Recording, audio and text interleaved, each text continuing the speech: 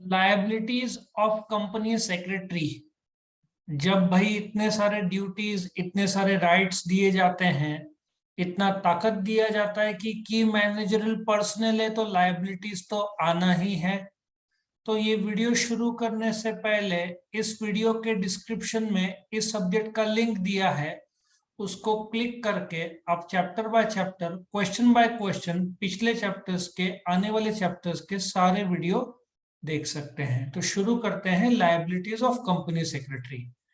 सबसे पहले तो आपको समझना पड़ेगा कि कंपनी सेक्रेटरी की मैनेजरल पर्सनल का एक हिस्सा है, जिसमें CEO, CFO, chief financial officer, chief executive officer, managing director, full time director, इतने बड़े बड़े लेवल्स के लोग हैं। और सेक्रेटरी को, कंपनी सेक्रेटरी को भी उस जगह पे रखा गया है। तो आपको समझ में आएगा कि कितना ऊंचा पोस्ट दिया गया है कंपनी सेक्रेटरी को, बेस्ड ऑन की मैनेजरल पर्सनल। अब की मैनेजरल पर्सनल वो लोग हैं जो कंपनी के मैनेजमेंट में बहुत बड़ा पार्ट प्ले करते हैं। अब यदि सेक्रेटरी है तो उसके लिए भी लायबिलिटी तो लागू होती है, क्योंकि जहां डर नहीं है, यहाँ पे अंधाधुंध काम होगा और कंपनी और शेयर होल्डर्स को नुकसान होने का चांस रहता है। तो कंपनीज एक्ट 2013 ने बहुत सारे कंप्लायंसेस मतलब कुछ ऐसे कायदे हैं जो मानना पड़ेगा। फॉर एग्जांपल, आपको हर साल एनुअल रिटर्न फाइल करना पड़ेगा 30 जून से पहले। आपको एनुअल जनरल मीटिंग 30 सितंबर से पहले रखना पड़ेगा, ठीक है ना। आपको स्पेशल रेजोल्यूशन जो होता है वो खत्म होने के बाद 30 दिन के अंदर फाइल करना पड़ेगा। तो ऐसे कायदे हैं जो फॉलो करने पड़ते हैं। ये सारे कंप्लायंसेस है।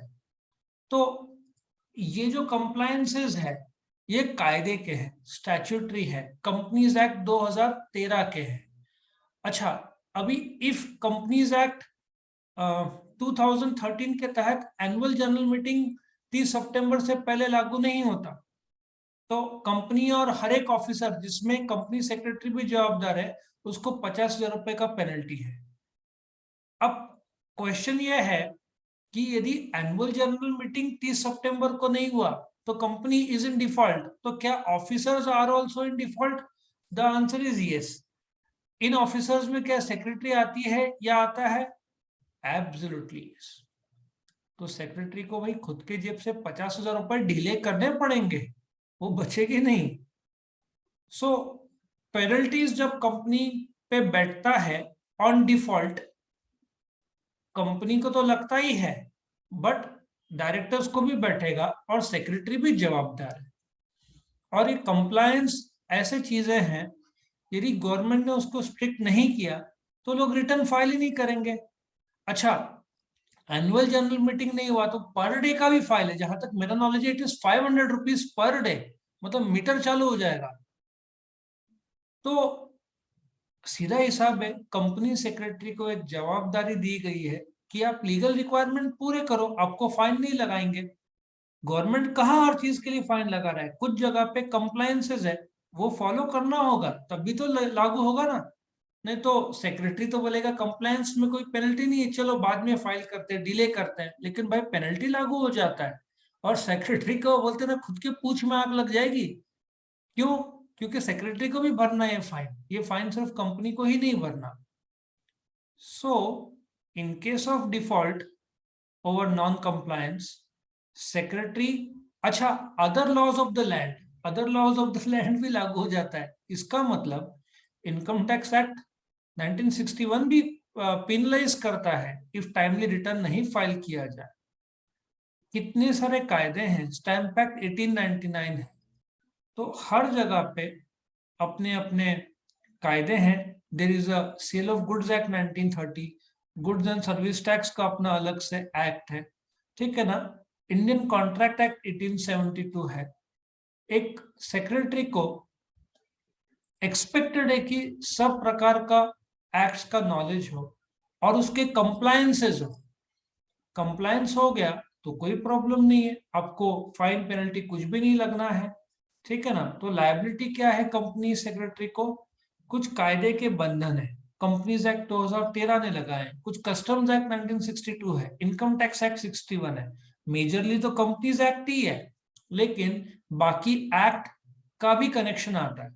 जैसे कि एक इंडिविजुअल यदि income tax return timely file नहीं करता तो उसको 5000 का पेनल्टी बैठता है, ठीक है ना। तो लॉजिक ये है कि इनकम टैक्स एक्ट, तुम्हारा डेट यदि 30 जुलाई है, 31 जुलाई है, नहीं फाइल किया तो फिर 5000 का पेनल्टी। उसी प्रकार से कंपनी के भी रिटर्न फाइल नहीं किए तो भी पेनल्टीज है।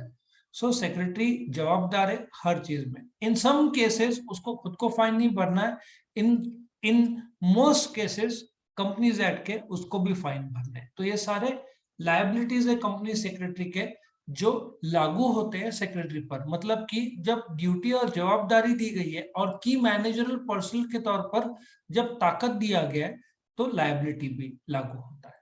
तो ये था liabilities of company secretary. Video पसंद आया तो लाइक करना, फ्रेंड्स के साथ शेयर करना, चैनल को सब्सक्राइब करना, ताकि हर रोज जो हम वीडियो अपडेट करते रहते हैं वो आपको मिल सके। और भी वीडियोस देखने हैं तो इस वीडियो के डिस्क्रिप्शन में जो सब्जेक्ट का लिंक दिया है और दूसरे सब्जेक्ट का लिंक दिया है उसको क्लिक करके chapter by chapter, question by question आपको सारे वीडियोस मिल जाएंगे। Thank you for watching.